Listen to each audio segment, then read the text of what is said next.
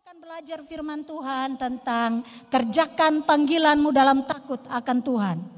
Kerjakan panggilanmu dalam takut akan Tuhan. Papa Mama yang dikasihi Tuhan Yesus Kristus, ketika gereja memiliki program untuk membaca Alkitab, ya saya sering kena marah dari Bapak Ever. Kenapa baru di sini? Lanjut situ. Bu, betul kadang tidak tembus, sekarang Hosea atau apa. Saya masih tegak di Yeskiel. Masih di Yeskiel. Kami di PPA juga di Raja-Raja belajar. Tapi saya ingin berbagi apa yang Tuhan sampaikan, apa rema-rema yang Tuhan nyatakan, yang saya tangkap itu sebagai rema di dalam hidup saya. Yeskiel 18 ayat 23, demikian firman Tuhan. Apakah aku berkenan kepada kematian orang fasik? Demikianlah firman Tuhan Allah. Bukankah kepada pertobatannya supaya ia hidup? Firman Tuhan sekali lagi. Apakah aku Tuhan berkenan kepada kematian orang fasik? Demikianlah firman Tuhan Allah. Bukankah kepada pertobatannya supaya ia hidup? Yang kedua, Yesaya 42 ayat 6. Aku ini Tuhan telah memanggil engkau untuk maksud penyelamatan. Telah memegang tanganmu. Aku telah membentuk engkau dan memberi engkau menjadi perjanjian bagi umat manusia. Menjadi terang untuk bangsa-bangsa. Papa Mama yang dikasihi oleh Tuhan Yesus Kristus. Setiap kita luar biasa di hadapan Tuhan. Saya berbeda, Bapak Ever berbeda, setiap kita berbeda di hadapan Tuhan. Setiap kita luar biasa di hadapan Tuhan. Setiap kita memiliki panggilan kita masing-masing. Bapak Mama berdiri di depan sini, saya selalu bilang di Ibu Lili karena kita bercerita di kantor. Tiap kali mau khotbah, saya selalu gemetar. Sama seperti saya yang main bola tadi malam. Saya jalan, saya selalu timbul gugup sekali. Kenapa? Melayani Tuhan itu sesuatu yang luar biasa. Saya tidak pernah berpikir bisa melayani Tuhan. Siapa saya di hadapan Tuhan. Tetapi karena Tuhan yang luar biasa saya ada di sini. Bukan karena Papa Mama saya lebih dari Papa Mama, tidak. Tapi saya sangat luar biasa Tuhan beri kesempatan ini. Saya tidak bisa menyanyi. Karena kalau saya pimpin pujian, di samping kepala pikir masuknya di mana, jedanya di mana, sennya bagaimana. Orang harus sen begini, saya sen begini. Nah, apa yang terjadi? Bingung kan? Terjadi. Setiap kita punya potensi kita masing-masing. Kita tidak bisa paksa. Saya tidak bisa seperti Ibu Leli, Mak Leslie yang kalau mereka pimpin pujian, terasa dia bisa. Itu kecil sah. Tapi maju dulu. Maju. Coba mari sini kau pimpin. Ini kepala maju pimana, tembus pimana. Ini tangan, ini saya tidak tahu. Terakhir menari so gini sudah. Papa Mama, setiap kita punya panggilan kita di hadapan Tuhan. Karena itu hari ini firman Tuhan berkata dalam kitab Yeskiel, kalau baca kitab Yeskiel Papa Mama, itu ada tentang bagaimana Tuhan berkata bahwa setiap orang menanggung kesalahannya masing-masing. Tetapi ketika saya baca dari raja-raja, kemudian masuk kepada Yeremia, itu ada banyak hal yang, ini kenapa dia begini, ada kenapa, kita akan maju di slide-slide berikut nanti. Tetapi kita mulai dulu yang pertama, izinkan Tuhan dalam setiap pertimbangan kita. Izinkan. Ini satu kisah yang menarik tentang Yerobeam. Ketika kerajaan itu harus dikoyakan, 10 untuk Rehabeam, 1 untuk Yerobeam. Yang satunya dipikirkan bahwa dia bergabung dengan Yehuda. Papa Mama yang dikasihi Tuhan Yesus Kristus, Yerobeam ini bukan keturunan langsung dari raja. Tapi Rehabeam yang keturunan langsung dari raja. Dia keturunan langsung dari raja. Tetapi kenapa sampai Yerobeam harus menjadi raja? Ada sesuatu yang terjadi tentang pertimbangan. Pertimbangan. Ketika dia menggantikan papanya menjadi raja, dia meminta nasihat kepada tua-tua. Dan ketika mereka memberi nasihat dengan berbagai pertimbangan yang matang, dia tidak mau. Dia tidak taat. Dia cari orang-orang seumuran dengan dia. Lalu minta pertimbangan. Dan hasilnya kerajaan itu dikoyakan. Papa Mama sekarang musim bola. Papa Mama lebih tahu. Saya senang. Tapi ketika saya nonton. Ternyata yang bermain di lapangan itu adalah setiap orang dengan berbagai pertimbangan. Setiap orang dengan berbagai pertimbangan. Ada kiper yang jago. Tadi mana kiper Polandia? Kiper Polandia, wah, tahan dari sini, lompat di sana. Dia memiliki pertimbangan. Ada banyak kalau kita lihat. Dia pertimbangkan, dia harus ke kiri atau ke kanan. Dia lompat atau dia tidur. Pertimbangan. Kemudian penyerang, dia harus pertimbangkan. Ronaldo tendang walaupun penalti, tapi itu juga gugup. Dia mau ke sini atau sini. Tapi memang Ronaldo jago, maaf ini bukan promosi. Dan ada banyak pertimbangan. Pemain tengah, pemain belakang, segala sesuatu ada pertimbangan. Pelatihnya juga punya banyak pertimbangan. Ada banyak pertimbangan dalam sebuah pertandingan. Nonton bola kaki pasti bukan tentang gol. Kalau mau lihat gol, nontonlah paginya highlight. Pasti ada highlight yang bagus, gol dengan bagus. Tetapi nonton bola adalah seni. Seni menahan diri untuk tidak bermain sendiri. Seni berbagi bola. Seni untuk overpick kawan lain. Seni untuk baca apakah lawan di sini. Kalau dia ke situ artinya dia over ke sini dan seterusnya. Ada banyak pertimbangan. Bapak mama sebagai seorang pemimpin, gembala, saya juga pemimpin di pelayanan anak. Setiap kita memiliki pertimbangan-pertimbangan dalam kehidupan kita. Pertimbangan bukan hanya tentang kita, tetapi tentang banyak orang yang terlibat dengan kita. Itu pertimbangan. Salah pertimbangan, selesai. Lalu kita bertanya mungkin ketika kita salah membuat pertimbangan, lalu bilang, kenapa kok begini? Lalu Yasser yang menjawab, kamu nanya, kamu bertanya-tanya. Bapak Ever di rumah, Om bilang apa kok? Yasar, ini. Memang jengkel juga kalau Om di mama ramas mulut. Lalu dia jawab dengan Bapak, kamu nanya, kamu bertanya-tanya. Waduh Om lebih bikin makan hati begitu, cecek ke leher. Yasar bilang lu, ya Yasar berani kalau di mama, di Bapak berani. Ada banyak hal, itu tentang pertimbangan. Papa mama yang dikasihi Tuhan Yesus Kristus. Nah, Yerobeam ketika dia dipilihlah untuk menjadi raja, untuk memimpin 10 suku ini, lalu dia membuat sebuah pertimbangan dalam satu cerita. Kita tidak bisa baca, nanti Bapak Mama bisa baca 1 Raja-Raja 12 ayat 28 sampai 31. Yerobeam bilang orang Israel biasa menyembah Tuhan di Yerusalem. Tetapi hari ini Yerobeam ketika dia menjadi raja atas Israel, dia bilang begini, kalau dong pi di sana, lalu dong hati terpaut dengan Rehabeam, maka selesai bepung hidup. Selesai bepung hidup. Doakan kembali dan lalu beta apa? Makan kuah kosong sudah. Jadi raja lah kuah kosong, sen bisa apa-apa. Karena ikatan emosional antara Yehuda dan suku-suku itu kuat sekali. Dan dia membuat suatu pertimbangan. Lalu dia membuat keputusan untuk membuat 2 lembu emas jantan supaya bangsa Israel menyembah Tuhan di situ. Mari sembah Tuhan. Dan akibat dari itu adalah bangsa Israel berdosa terhadap Tuhan karena Yerobeam. Secara identitas nasional, secara kepemimpinan itu keputusan ya. Saya raja, saya bisa putuskan itu. Tetapi pertimbangan dikatakan dia menimbang-nimbang. Papa mama menimbang-nimbang. Hari ini mari kita belajar. Hari ini saya juga ingin berbagi untuk orang tua Hembes yang ada 20 anak lagi diterima untuk menjadi anak PPA. Dan hari ini mereka akan diterima dan didoakan dengan resmi di sini di hadapan Tuhan. Sebagai anak-anak Hembes. Papa mama yang dikasih Tuhan Yesus Kristus menimbang-nimbang. Setiap keputusan kita harus menimbang-nimbang. Ada banyak, saya percaya ada banyak. Kalau pengalaman, kalau ada sesuatu yang sangat sulit di PPA, kita harus putuskan ini secara korporat. Kalau ini di sini belum mengalir, masih kurang damai sejahtera, kita berdoa. Kalau masih belum berdoa, kita rapat lagi, kita diskusi, kita minta Tuhan. Sampai ketiga, ada sesuatu yang klik di roh, berarti ini keputusan Tuhan. Walaupun akibatnya tidak asik pada awalnya. Tetapi kalau kita pertimbangkan, libatkan banyak orang dan minta petunjuk Tuhan, selalu ada yang baik dari sebuah pertimbangan. Yerobeam dalam keputusannya, tanpa pertimbangan yang benar, yang tidak tanya kepada Tuhan. Izinkan Tuhan dalam pertimbangan, dia membawa bangsa itu berdosa kepada Tuhan. Bukan hanya Yerobeam, tapi dosa secara korporat, Papa Mama. Dosa korporat. Bangsa Israel seluruhnya menyembah berhala, korporat.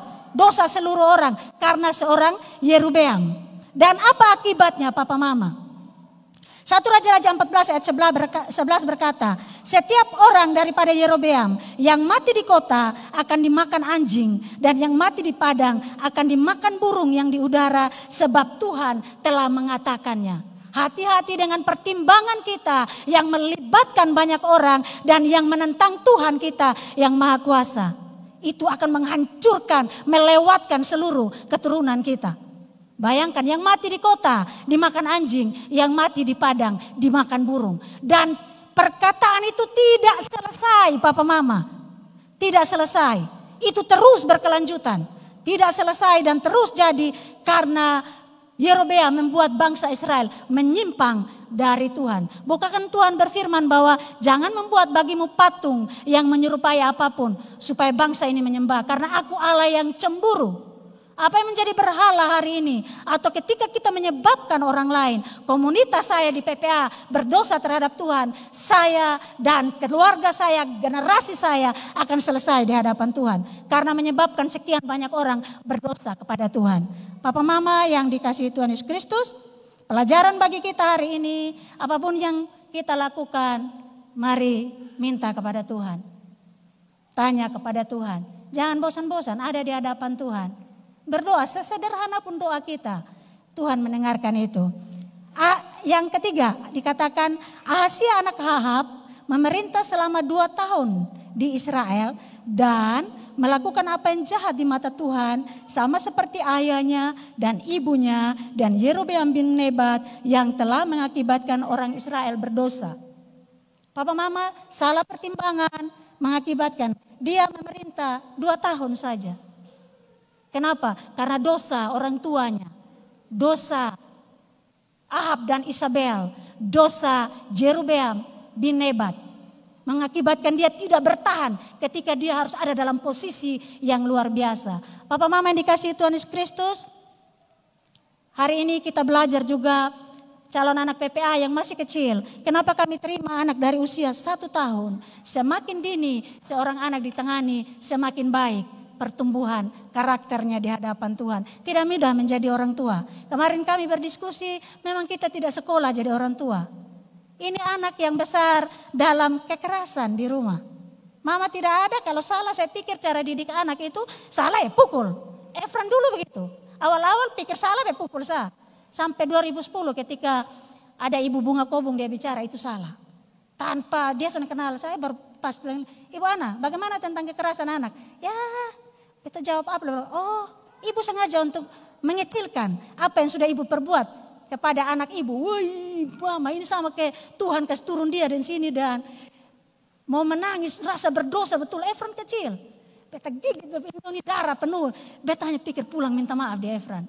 Kenapa? Karena memang itu pola didikan di rumah. Beta omong di Efran, Mama minta maaf. Tapi bukan berarti Mama tidak bisa lagi, karena itu pola yang bertahun-tahun tertanam di situ. Atau mau dari kekerasan. Kita lihat dengan mata sendiri Bapak melakukan kekerasan terhadap Mama. Dan itu tersimpan di sini. Tidak bisa, kalau kita bilang mau melupakan itu tidak ada yang bisa dilupakan. Tetapi ketika ingatan itu tidak melukai kita, itu yang berkenan kepada Tuhan. Karena Roh Kudus campur tangan. Ada banyak masa lalu kita, pengalaman kita yang mempengaruhi cara didik kita. Satu kali saya juga ditegur oleh Pak Julius Simanjuntak dalam 500 ruang Zoom. 500 orang yang ikut dalam Zoom itu. Saya bilang begini, Bapak saya korban kekerasan. Lalu kalau saya pun suami suara kasar, tiba-tiba saya ingat saya pun Bapak pun kekerasan. Lalu dia ada yang tenang jawab, kau pikir kau pun suami kau pun Bapak? Itu kau pun suami bukan kau pun Bapak. Kau pun Bapak pun perbuatan tidak bisa kau minta untuk dipertanggungjawabkan kepada suamimu. Suamimu berbeda, bapakmu berbeda. Tapi berapa banyak kita memaksa tanpa sadar pasangan kita, anak-anak kita, orang tua kita untuk mengisi sesuatu akibat masa lalu kita. Seperti lagu tadi, masa lalu. Kita sudah bebas, berapa banyak?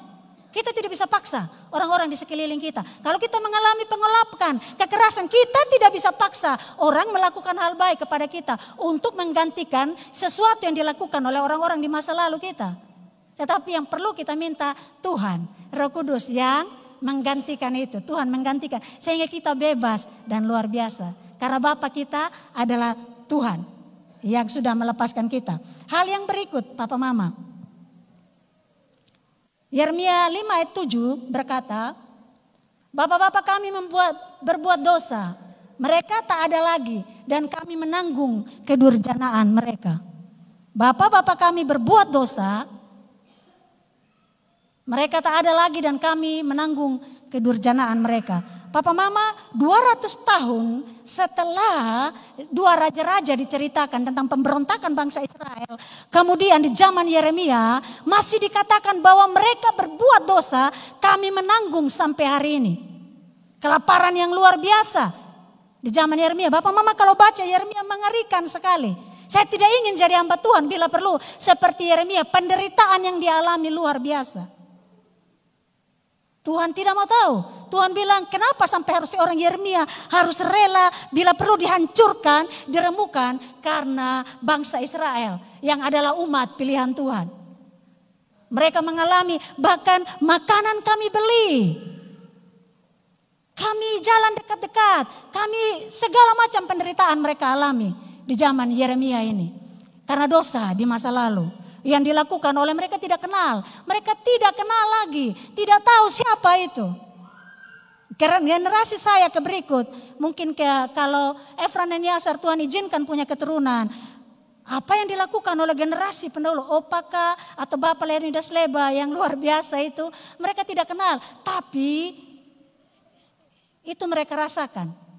Jangan tegang, ada berita baiknya. Jadi Bapak Mama yang dikasihi Tuhan Yesus Kristus, apa yang kita lakukan hari ini, hati-hatilah supaya generasi kita jangan mengalami itu. Dikatakan dalam, kemudian Yeskiel 18 ayat 1 berkata, maka datanglah firman Tuhan kepadaku, ada apa dengan kamu sehingga kamu mengucapkan kata sindiran ini di tanah Israel, ayah-ayah makan buah mentah dan gigi anak-anak menjadi ngilu. Ada sindiran.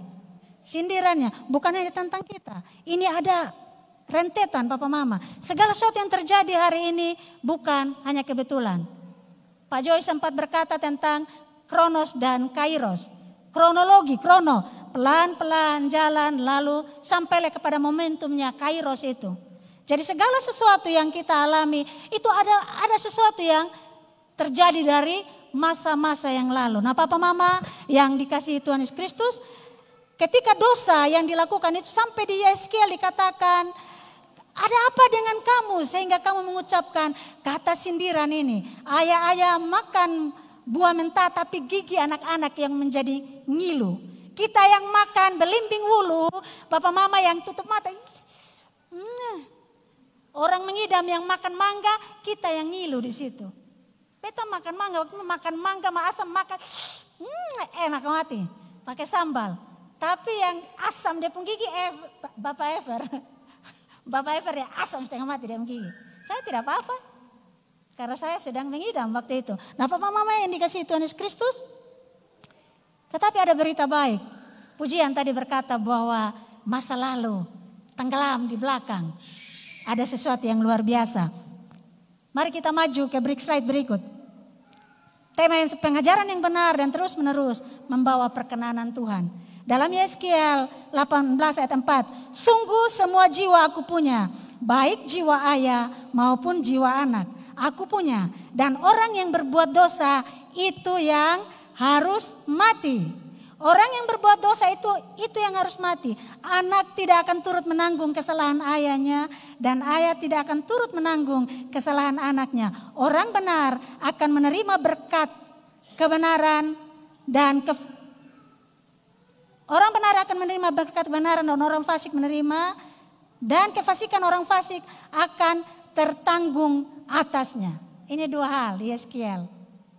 Ini luar biasa ketika saya baca waktu di Yeremia, aduh ini bapak-bapak yang melakukan lalu anak-anak yang harus tanggung. Tapi ketika sampai di Yeskiel itu sesuatu yang masuk dalam roh saya dan saya bersuka cita. Terima kasih Tuhan. Ternyata Tuhan luar biasa. Kalau yang berbuat dosa dia yang menanggung. Bapak Ever gembala, dia berbuat salah misalnya. Efran tidak akan menanggung. Bapak Ever tanggung sendiri. Asalkan Efran berdiri dan memutuskan mata rantai itu.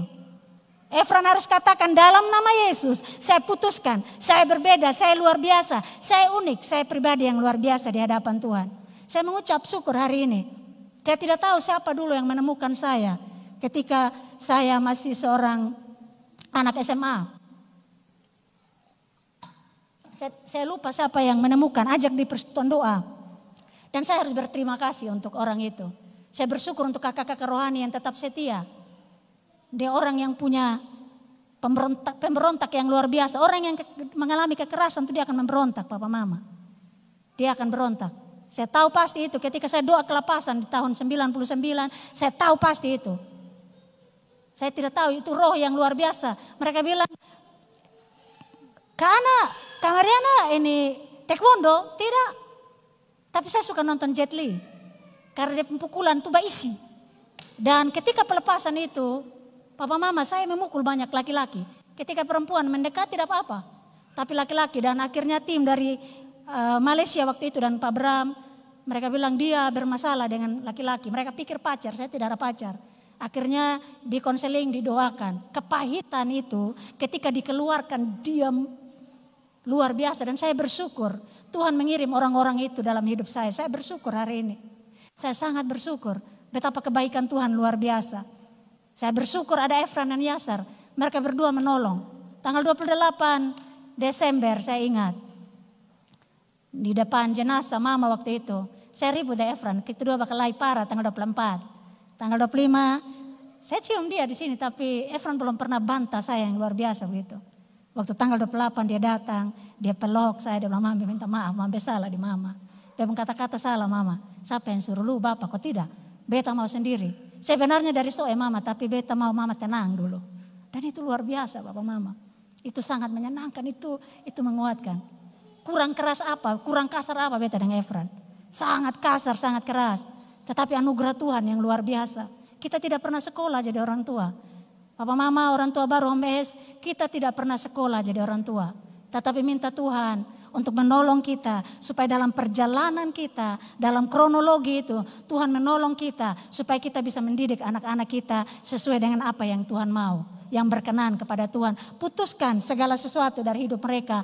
Jika kita berbuat salah, maka kita adalah imam yang akan memutuskan mata rantai supaya mereka berkemenangan di dalam Tuhan. 2 Raja-Raja 12 ayat 1 berkata, dalam tahun ke-7 zaman Yehu, Yoas menjadi raja dan 40 tahun lamanya ia memerintah di Yerusalem. Nama ibunya ialah Silbia dari Betseba. Yoas melakukan apa yang benar di mata Tuhan seumur hidupnya selama Imam Yoyada mengajar dia.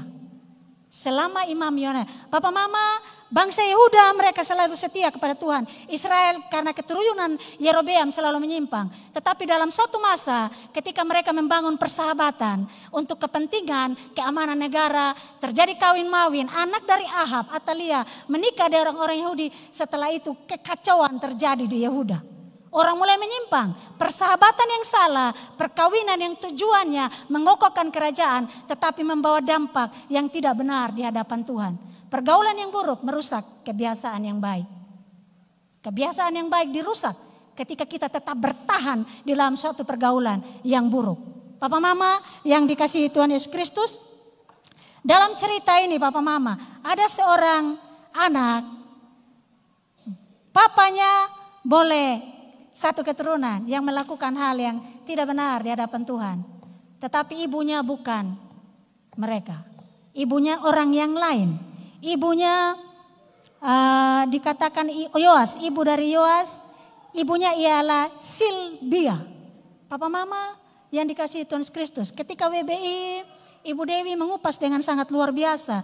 Tentang Isabel, tentang Delila dan sebagainya. Ketika itu disampaikan, oh betul juga. Tapi mulai muncul pemikiran-pemikiran di kepala, ini apa Tuhan, ini apa kira-kira. Kenapa begitu? Lalu Roh Kudus kasih satu, kita ikut gaya Jacqueline, impresi. Satu perasaan dalam gini. Ahab, dia tidak takut akan Tuhan. Lalu dia menikah dengan Isabel. Masih ingatkah tentang Nabal dan Abigail? Nabal orang yang bebal. Tetapi Abigail orang yang bijaksana. Karena kebijaksanaan Abigail, seisi rumahnya luput dari kecelakaan karena Daud. Tetapi ketika Ahab dia menikah dengan Isabel, Isabel ini seorang anak raja juga, tetapi orang penyembah berhala. Kalau Ahab kuat, dia takut akan Tuhan, mau 1000 Isabel pun juga dia tidak bisa akan mengganggu seorang Ahab. Karena ada Tuhan yang di atas Ahab. Tetapi karena Ahab tidak dewasa dan tidak takut akan Tuhan, Isabel setir dia dari A sampai Z, maka terjadilah keturunan demi keturunan yang menghujat Tuhan, yang menyembah berhala. Sampai Atalia ketika dia pindah menikah dengan bagian dari Yehuda pun, dia tetap melakukan apa yang jahat di mata Tuhan. Papa mama yang di dalam Tuhan Yesus Kristus, setiap hidup kita, ketika kita punya Tuhan yang luar biasa, menerima Yesus sebagai Tuhan dan Juru Selamat, di dalam kita ada satu roh yang baru, yaitu roh Tuhan sendiri. Roh yang di dalam kita lebih kuat dari roh yang ada apapun di dunia ini. Ketika kita terkoneksi, hidup akan Tuhan, takut akan Tuhan, siapapun di samping kiri kanan kita, karena Tuhan, kita tidak akan bergeser. Kita akan tetap di hadapan Tuhan. Artinya mari menyadari posisi kita masing-masing di hadapan Tuhan. Seperti judul kita yang tadi bahwa setiap kita punya panggilan kita. Mari bangun hidup kita di hadapan Tuhan. Supaya sekalipun Ahab di samping kita, Isabel datang di kiri dan kanan, atau Delila sekalipun, tetap ada di hadapan Tuhan. Kenapa? Karena kita punya Tuhan yang membentengi kita. Tuhan berkata firman Tuhan, bahkan Tuhan membangun tembok tembaga di sekeliling kita. Kalau kita butuh perlindungan, barisan Tuhan di depan, samping kiri kanan dan belakang. Kita butuh berkat dari Tuhan. Bahkan dikatakan lagu tadi, berkat kebaikan Tuhan berlari mendahului kita untuk menunggu kita, Papa Mama. Ini kasih Tuhan Kristus. Kuncinya terima Yesus dan tinggallah di dalam Tuhan. Sesulit apapun itu, tinggal dalam Tuhan. Tinggal. Jangan bergeser, tinggal dalam Tuhan. Semakin sulit, semakin baik. Bukankah gol yang diciptakan dengan sulit itu membawa kenangan yang luar biasa? Walaupun berhasil pun gol gagal, tetap di mana-mana Ronaldo tendangan penalti tetap bagus. Papa mama yang dikasih Tuhan Yesus Kristus, sesuatu yang dilalui dengan kesulitan selalu luar biasa. Saya ingat Pak Julius Simanjuntak dalam salah satu buku, dia juga kutip dari orang lain, dia bilang pelayanan yang besar, hal-hal yang besar biasanya lahir dari luka yang besar. Pekerjaan yang besar biasanya lahir dari sesuatu yang sangat sulit. Jadi kalau hari ini ada luka yang besar, rasa sakit yang besar, terhimpit yang sangat besar, percayalah ketika engkau menjadi sesuatu yang Tuhan pimpin, engkau akan menjadi sangat kuat dan luar biasa. Engkau akan mensyukuri apa yang Tuhan buat karena engkau pernah melewatinya dengan luar biasa. Yang berikut Papa Mama.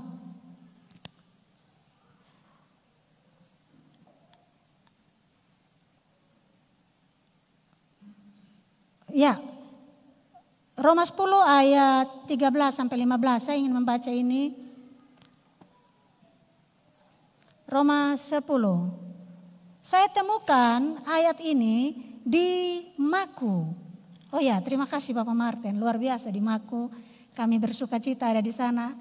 Saya juga lupa ada salam dari Bapak penanggung jawab. Terima kasih memberi kami kesempatan ada di sana dengan jalan yang cukup sulit. Lalu anak-anak berteriak, ada yang hampir celaka, tapi Tuhan menjaga.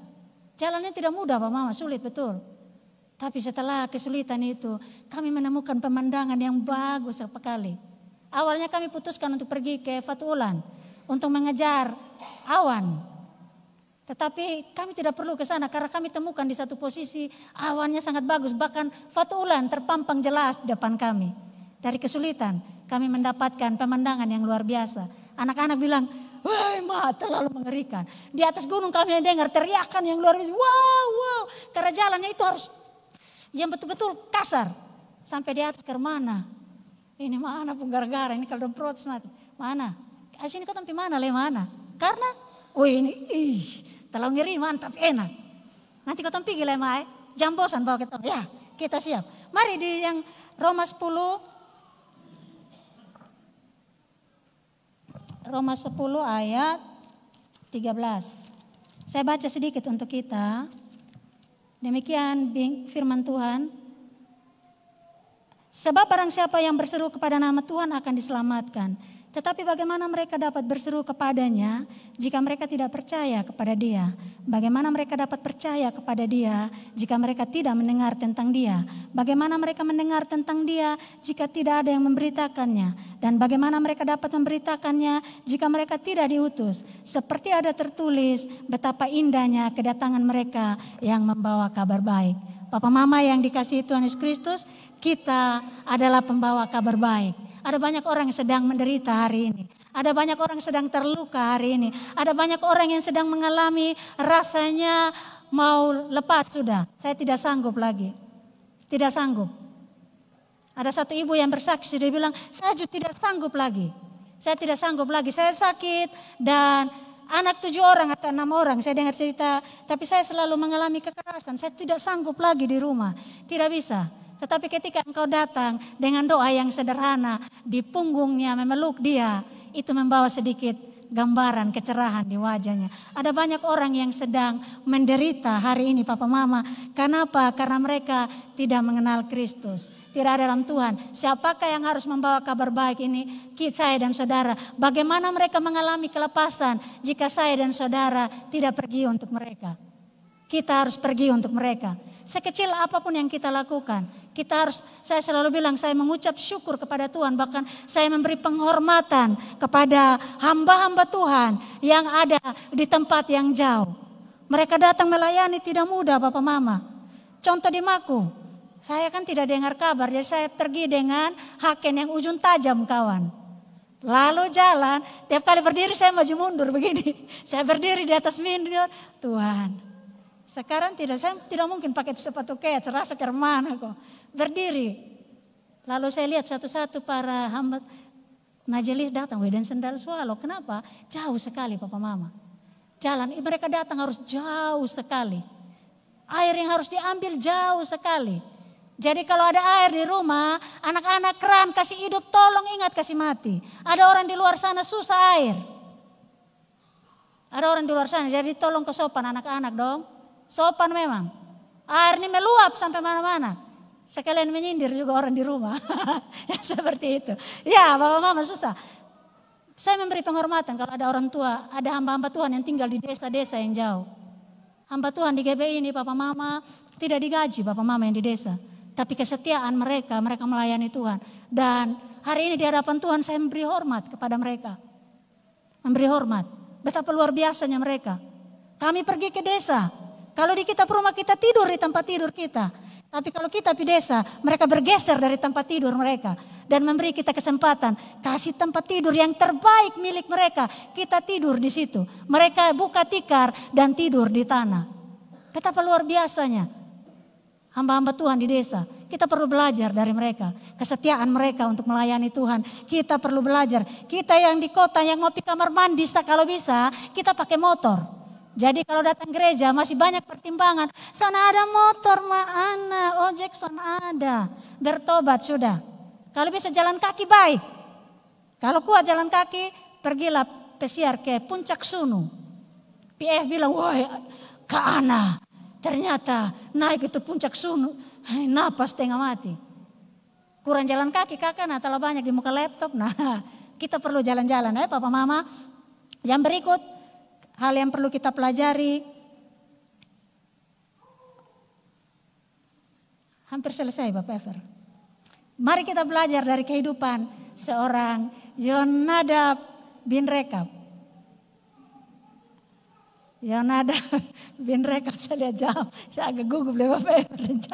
Ya, Yonadab bin Rekab, kalau Bapak Mama baca nanti 2 Raja-Raja 10 ayat 15 sampai 17. Ceritanya Yehu seorang yang dipilih untuk memusnahkan seluruh keluarga Ahab.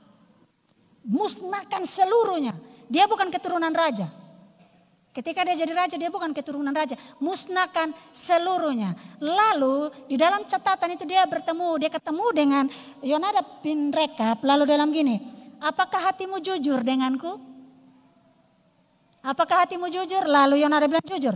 Kalau lu punya hati jujur, kasih lu pun tangan. Lalu Yehu, dia sorong tangan, mereka dua naik ke dalam keretanya dan mereka pergi menghapuskan seluruh keluarga Ahab. Kenapa? Karena sesuai dengan yang Tuhan janjikan bahwa seluruh mereka akan dibinasakan. Kenapa? Karena dosa yang bermula dari perbuatan seorang Yerobeam bin Nebat. Dan ketika kami bahas, kami cerita bilang gini, memang yang namanya hati, ketemu hati. Kesetiaan. Yonadab bin Rekab itu orang yang setia. Dia, kalau saya baca dalam Alkitab Study, dia memang berteman dengan Yehu. Dan mereka giat melakukan itu. Papa Mama, kita belajar ini tentang kesetiaan. Kalau Papa Mama belajar tentang Yonadab bin Rekab, itu hal yang luar biasa dari mereka. Setia dalam pertemanan. Mari kita tetap setia dengan teman di samping kiri kanan kita. Setia dalam pelayanan kita, setia dalam tanggung jawab kita. Setialah. Ke orang yang setia selalu dicari-cari. Kalau orang yang setia, siapakah yang akan mendapatkannya? Orang yang setia yang tetap A, B. Sekalipun dunia goncang kiri dan kanan, dia tetap setia. Dan orang yang setia itu selalu ada upahnya. Jadi jangan takut untuk setia, tetaplah setia. Sekalipun ada alasan untuk tidak setia, tetaplah setia. Teman-teman mentor, orang tua yang luar biasa, tetaplah setia. Menjadi calon anak PPA tidak mudah. Papa Mama kami kunjungi, kami doakan, setialah sampai umur 20 tahun saat dia dihapus secara terencana. Jangan di tengah jalan. Because tahu itu ibu anak kok datang di sini ya, jangan Mama Ibu anak sudah 14 tahun di sini jadi jangan. Ada satu anak kami yang dia terhapus terencana dan sponsornya mengirimkan gift, kasih dia hadiah, final gift atau hadiah terakhir untuk dia sebesar 26 juta. Karena dia hapus terencana, mereka menghargai dia dan memang Tuhan tahu bahwa keluarganya sedang membutuhkan uang itu. Mamanya sedang sakit yang luar biasa dan tidak bisa bikin apa-apa. Bapaknya harus jaga beliau dan mereka bergantung kepada anak ini untuk bekerja. Tetapi Tuhan tahu, dalam kesulitan itu Tuhan tahu, kirim 26 juta melalui sponsornya dan mereka bisa pakai itu. Ada banyak cerita di Alkitab ketika saya lihat, saya selalu kalau datang di kantor saya buka dulu di sistem connect, buka langsung gift, saya tidak cari yang lain, kerja-kerja itu bikin pusing.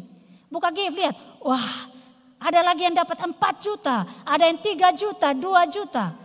Dan itu luar biasa. Ini bulan 1 juta. Salah satu penari saya dia paling lancar dapat hadiah. Ini dia paling lancar dapat hadiah dari sponsor. Nona Shirley, penari di sini, pemain bola hebat yang ketika dia tendang dari garis tengah tembus langsung gol. Kami berteriak semua. Dia pikir dia ayun main-main, dia taruh satu kali kiper sili, gol. Dan dia setia, dia melayani. Dan dia selalu dapat hadiah. Pokoknya ada alasan sponsor untuk kasih dia hadiah, kadang hadiah ini, kadang hadiah itu, selalu ada. Kesetiaannya diperhitungkan oleh Tuhan melalui sponsornya. Papa Mama kita kembali, tadi iklan Papa Mama, kita kembali kepada Yonadab bin Rekab. Kemudian Yonadab bin Rekab ini juga orang yang setia, kaum Rekab. Yonadab berkata dalam keturunannya, Efraim Bapak Efraim, suka dia bilang begini, kita tidak boleh ada kemah, kita tidak boleh minum anggur. Dalam zaman Yeremia, ketika bangsa Yehuda, Israel melakukan apa yang jahat di mata Tuhan, mereka tidak setia kepada Tuhan. Lalu firman Tuhan datang kepada hambanya bilang gini, panggil keturunan Rekab masuk ke dalam rumah Tuhan, suruh mereka minum anggur. Tetapi apa yang terjadi? Kaum keluarga ini mereka tidak mau. Tidak. Sekalipun dalam rumah Tuhan, sekalipun melalui hamba Tuhan, mereka bilang tidak. Kami diperintahkan untuk tidak menyentuh anggur. Kami diperintahkan sekalipun seorang hamba Tuhan bahkan dalam gereja dia bilang tidak. Kami tidak diperintahkan dan kami setia. Papa Mama, kesetiaan mereka sampai Tuhan menyindir bahwa kenapa sampai kaum Rekab ini mereka begitu setia, tapi kamu tidak setia kepada aku, hai kaum Yehuda. Hai umat yang saya pilih, kenapa mereka begitu setia kepada Tuhan, tapi kamu tidak setia. Bayangkan Tuhan sampai mengumpamakan umat pilihannya, bangsa Yehuda, orang-orang Yehuda dengan keturunan Yonadab bin Rekab. Kenapa? Mereka setia kepada perintah itu. Dan apa upah dari kesetiaan mereka? Dikatakan Yeremia 35 ayat 19. Keturunan Yonadab bin Rekab tidak akan terputus melayani aku Tuhan sepanjang masa. Tetaplah setia. Kesetiaan kita melayani Tuhan. Dalam situasi paling buruk, kesetiaan kita. Kemarin saya dapat pujian luar biasa. Ini bos, ini Ma Ana. Ibu Ana yang kerjanya excellent, yang luar biasa. Dapat pujian. Mereka, jadi saya bilang, Ibu Ana nama di udara.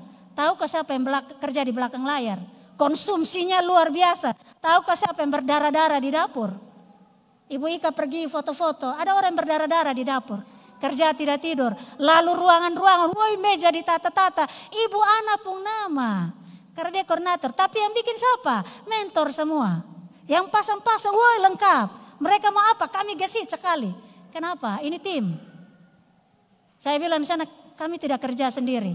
Ketika Bapak Ever ketemu dengan PF, memang Ibu Ana koordinator. Tapi mereka sudah tidak ada lagi yang main tunggal. Mereka tidak main tunggal. Mereka main tim. Sama kayak bola kaki, tidak ada main tunggal. Sejago-jagonya Ronaldo atau seteknik hebatnya Messi. Dia tidak akan bikin gol kalau sana ada orang yang umpan bola kasih dia. Yang kasih dia kesempatan. Atau Neymar yang luar biasa itu. Kalau omong Neymar pasti Efren senyum. Neymar yang luar biasa itu. Yang menari dan Messi menari luar biasa.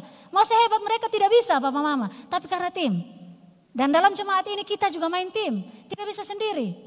Kita bermain tim. Dalam PPA main tim. Papa Mama dan Yonadab bin Rekab ini. Keturunannya bukan main tunggal. Tapi main tim. Seluruh keturunannya tetap setia. Dan karena kesetiaan itu hal yang luar biasa. Mereka melayani Tuhan seumur hidup mereka. Maukah kita melayani Tuhan seumur hidup kita?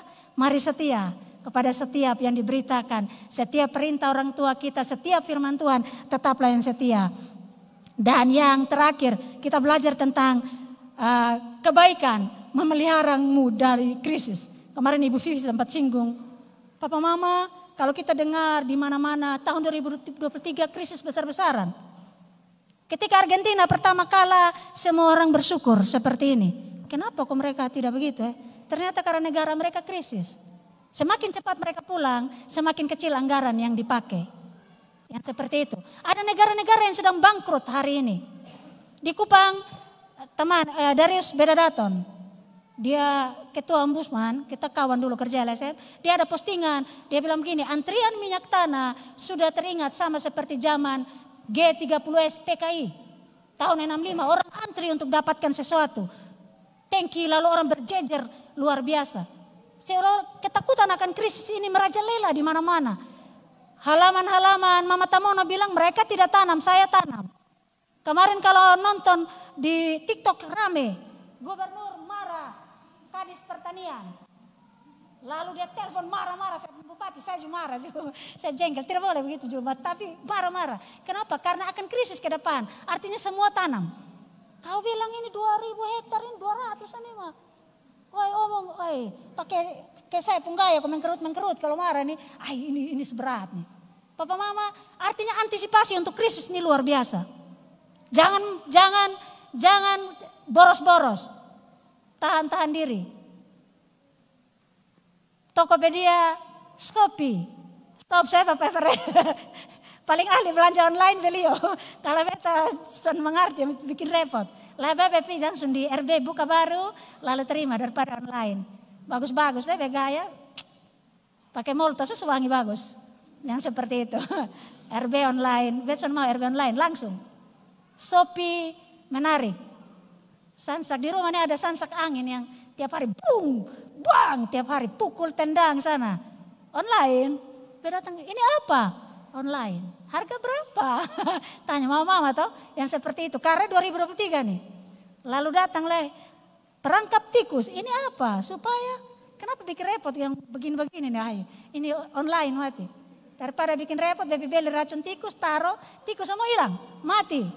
Ada banyak. Apa lagi Ever? Iklan berikutnya. Lampu matahari, Yasser sih bikin. Lampu yang kena matahari. Tiap hari Yasser bekerja, belum pasang di mana-mana Yasser jemur panas tiap hari. Supaya dia bisa bermain. Dia bilang gini, ini sesuatu yang fenomenal. Dia ambil mister besi, dia taruh di yang untuk serap matahari lalu menyala. Fenomenal toh mama? Oh memang dong luar biasa. Online. Tapi disarankan untuk berhematlah selagi bisa hemat. Karena kita tidak tahu masanya seperti apa. Saya bayangkan apakah kegelapan itu, krisis itu sama seperti pandemi, waktu pandemi, atau seperti 98. Saya wisuda di 98 dan ketika selesai wisuda, saya uang juga habis di bank. Saya ngomong terus terang, mau beli sabun saya uang habis. Krisis yang luar biasa. Setelah kakak biasa kirim uang lancar, uang semua habis semua setelah kuliah. Papa mama apa yang saya buat? Saya bikin tanam sayur, numpang di kebun bapak. Supaya bisa ada uang beli sabun. Ya toh, kan bapak bilang lu sekolah tinggi, cari uang, beli sendiri. Apakah krisis seperti itu? Saya tidak tahu. Tetapi ada satu hal yang luar biasa. Mari kita belajar dari seorang perempuan Sunem yang kaya. Namanya tidak disebutkan, tetapi dia bukan gadis Sunem, tapi perempuan Sunem. Dalam 2 Raja-Raja 4 ayat 8 sampai 10. Dia melakukan hospitality kepada seorang Elisa.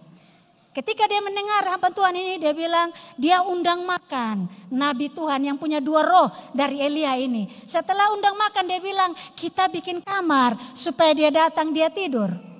Dia bisa istirahat. Lalu Elisa yang punya jaringan dengan Raja Israel dia bilang mau apakah engkau dariku? Melalui hambanya dan dia bilang begini. Aku mau dianggap di kaum keluargaku.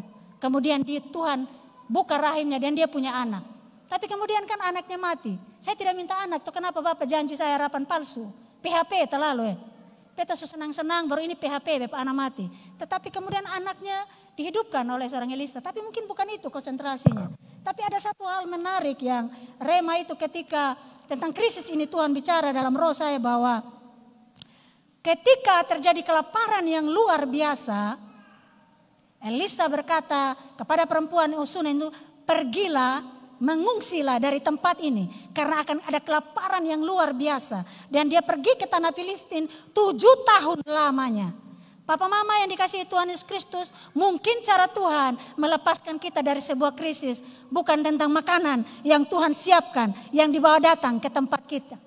Ada banyak cara. Bahkan Tuhan menolong bangsa Israel dari krisis. 4 orang penyakit kusta yang masuk penjara, mereka memberitahu dan akhirnya mereka. Ada satu prajurit, bukan prajurit tapi dia tentara atau posisi. Dia punya posisi yang bagus, dia tidak percaya, tidak akan mungkin. Tetapi kalau Tuhan berfirman, kenapa tidak? Ada banyak cara Tuhan untuk menolong kita dari sebuah krisis. Mungkin Tuhan tidak suruh bertahan, Tuhan bilang lakukan ini, bahkan korbankan apa yang kau miliki. Jika engkau mau untuk Tuhan menolong engkau. Perempuan Sunem ini ketika disuruh mengungsi, dia tidak A, B, C, hartaku, rumahku dan sebagainya. Dia angkat barang, dia mengungsi ke Filistin dan akhirnya 7 tahun dia dipelihara di sana. Kenapa? Seorang Elisa mengingat tentang dia karena kebaikan yang dia lakukan kepada seorang hamba Tuhan. Mari terus berbuat baik kepada hamba-hamba Tuhan yang berkorban untuk kita atau kepada siapapun juga. Akan ada masanya engkau akan ditolong dan diselamatkan pada masa krisis di hidupmu. Akan ada masanya engkau ditolong. Akan ada masanya engkau ditolong Papa Mama. Dan Papa Mama tahu ketika dia 7 tahun dia mengungsi. Dan suatu kali ketika raja sedang berbicara dengan Gehazi tentang mujizat yang dilakukan oleh Elisa. Tiba-tiba perempuan Sunem ini nampak di depan wajah raja. Dan dia mengadukan halnya. Tuanku raja, sudah 7 tahun saya mengungsi dan saya ingin ambil kembali barang-barang saya. Papa Mama tahu? Lalu dia mendapatkan segala haknya. Tahun 99, saya pun kakak dong ada banyak. Keluar dari timur-timur. Mereka punya rumah di sana karena ada polisi dan tentara di sana. Ketika mereka kembali supaya ada adik yang di sana, mereka tidak dapat lagi. Tidak dapat lagi ketika mengungsi, tidak ada lagi. Ada yang sudah diambil, ada yang sudah dihancurkan. Tetapi perempuan Sunem ini dipelihara oleh Tuhan. Kenapa? Karena kebaikannya. Kebaikan yang luar biasa. Apakah suatu kebetulan ketika dia sedang berbicara tentang mujizat, lalu muncullah perempuan Sunem yang anaknya dihidupkan. Selalu ada kebetulan dalam hidup kita jika kita hidup dalam Tuhan. Selalu akan ada kebetulan. Selalu akan ada kebetulan. Ada kebetulan-kebetulan yang luar biasa. Ada banyak ujian yang kita alami. Ada banyak hal. Kenapa saya bilang saya bersyukur ada di tempat ini. Papa mama ini luar biasa tuh. Ini luar biasa.